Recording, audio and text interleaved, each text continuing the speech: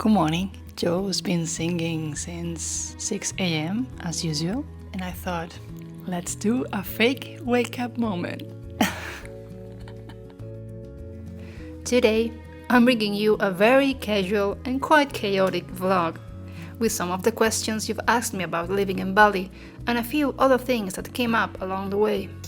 This isn't a guide or a picture-perfect video, just me chatting with you for a while. I'll leave some of the places that appear in the video in the description box, in case you're thinking of coming. But first, let's have some breakfast.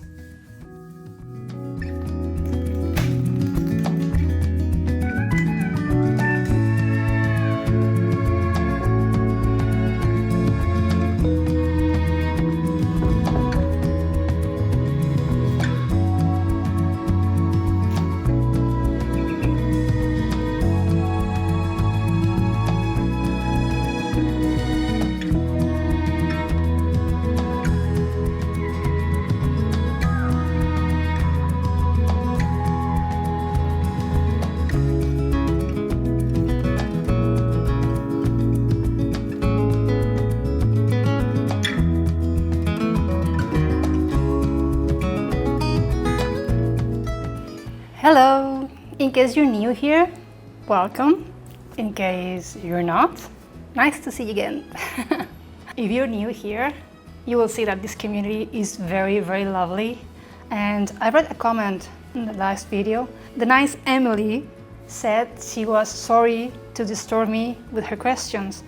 And I want to tell her and everyone that it's new here that please don't ever feel sorry to tell me anything, to reach out, to write a comment, to ask whatever you like. Seriously, I love it. I really appreciate all your comments, all your questions, you being there. So please don't ever hesitate to do that. I love that, and I feel held and supported when you do that. So it's a win-win situation. Maybe it will take a while for me to respond, because I know I'm being late on replying on comments lately, but I have some issue with YouTube numbers. Well, this is a melon for another video. I don't know if you have that expression in English. What I want to say is that I always try to reply to you in any way you reach out to me. And if I'm late, I'm sorry. I truly love that you do that. It depends. I know there's at least one Indonesian guy in this community, so if I get anything wrong, please correct me. I try to remember the things Sammy tells me, but my mind sometimes gets confused. We have to keep in mind that Bali's main source of income is tourism. Even more so now, with so many foreigners setting their eyes on this place and buying land.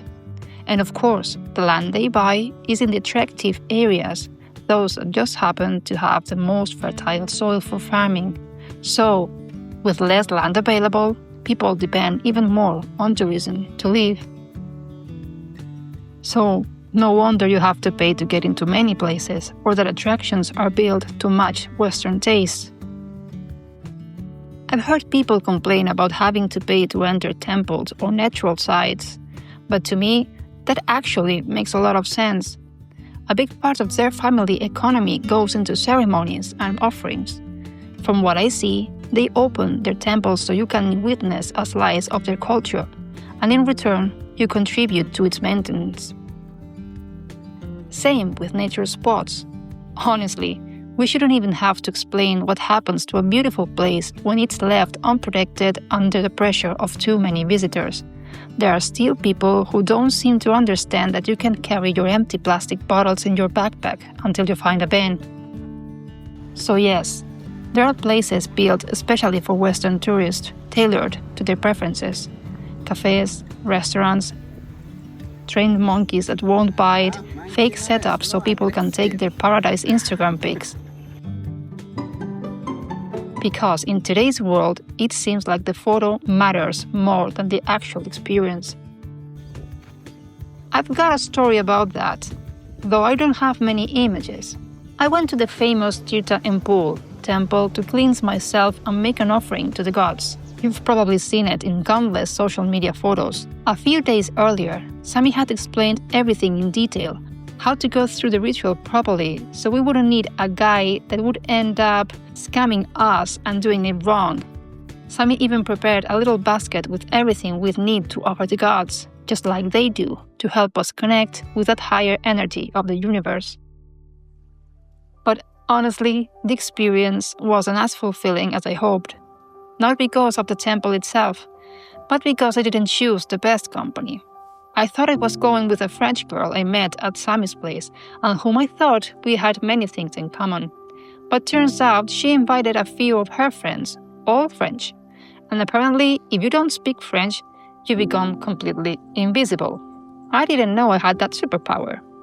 So, once at the temple, when I came out of the bathroom, they had already hired a guide, just so he could take photos of them. Since I didn't have my own scooter, I had no choice but to go along with it. It wasn't even their lack of manners that upset me the most. It was the feeling that we had let Sami down. He had put so much heart into preparing a sacred experience for us, and they traded it for a photo shoot.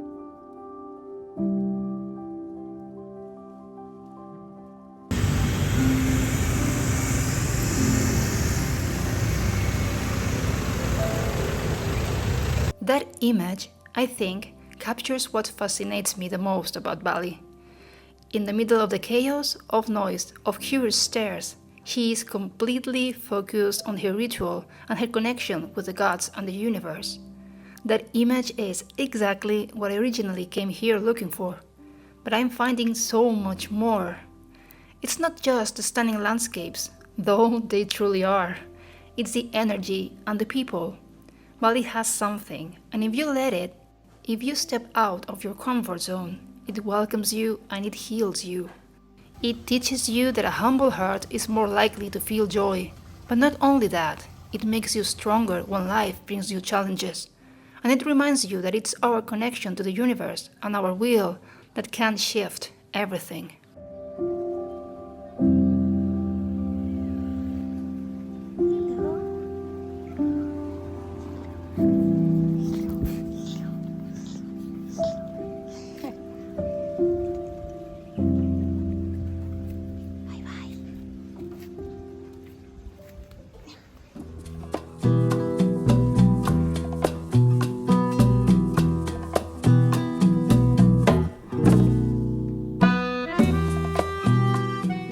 You know, I'm always eating in my videos.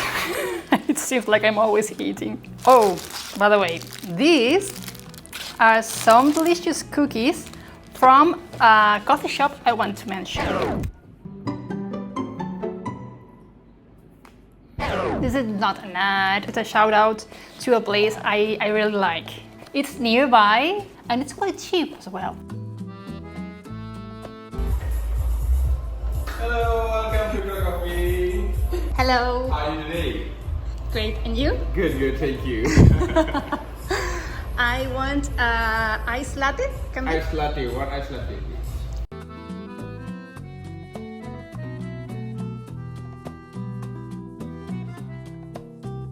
He also is a tattoo artist. And you can grab a coffee. Hi. Here, your ice latte. Yeah, the sugar to make it sweetness. Thank you. Delicious cookies or get a tattoo.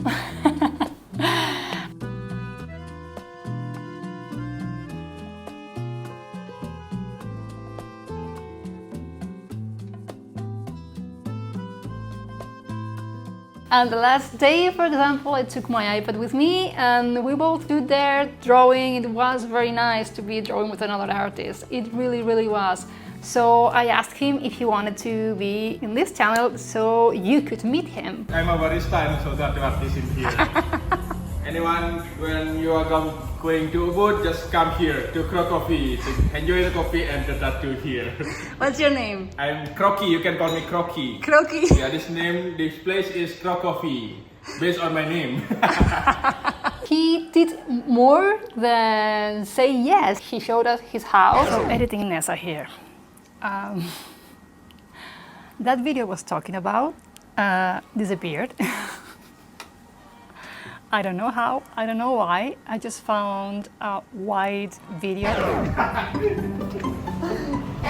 but suddenly that awesome video of that beautiful guy showing me his home, his mom, his grandma, and all, it just disappeared. So I had to go back and record a video again. You're so good with this. Thank you. He just smiled. He just smiled. I think the universe maybe didn't want him to show his home online for some kind of reason. I will remember the experience, but sadly you won't see it. But if anytime you come here, yeah, I really would like you to see it. So let's meet Croqui. Goodbye. Bye-bye. Thank you. Have a nice day. See you soon. See you soon. Bye. After my disappointment with the French guys and walking past so many places I wanted to stop at but couldn't, I realized it was time to get back on the scooter. Once again, Sammy helped me out, and this, what you're seeing here, was my very first ride on my own.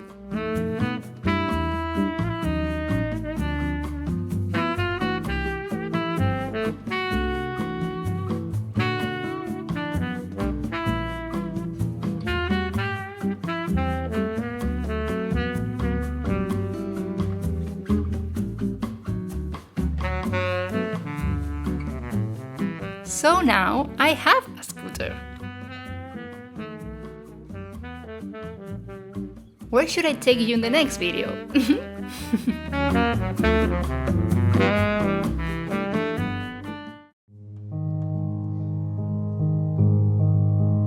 Did you sell your home? I didn't sell the house because the house is not mine, so I just left. I don't plan to go back to that house. At the end of September, I will go back to Spain. Where? I have no clue. What else? Where you are living in Bali. I find it's your booking. It's a B&B and the breakfast is included. My favorite breakfast choice is the banana pancakes. And it feels like luxury to me because, I mean, I have my bed done every day, I have my pancakes baked for me, I have a good conversation when I go out from my room, and yeah, it really feels like home. Sometimes I make friends, some other times, no.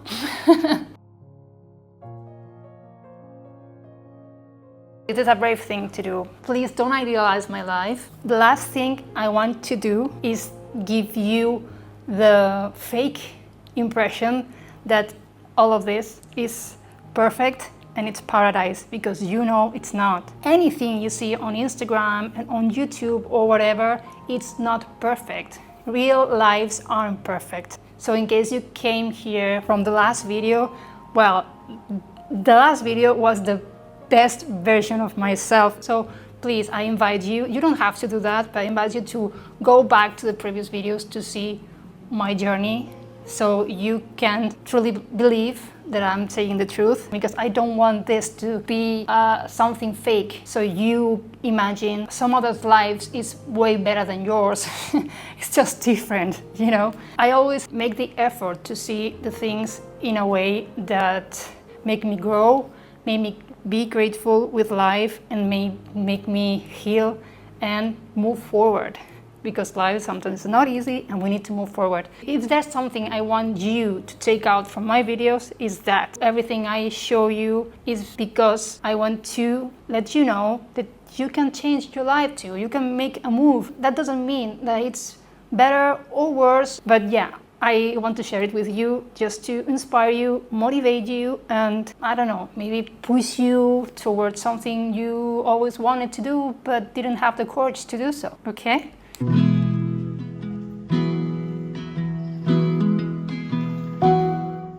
Well, my friends, I hope you enjoyed the video. As always, I'd love to read your comments, and I'll see you next week. Sending you so much love. Goodbye.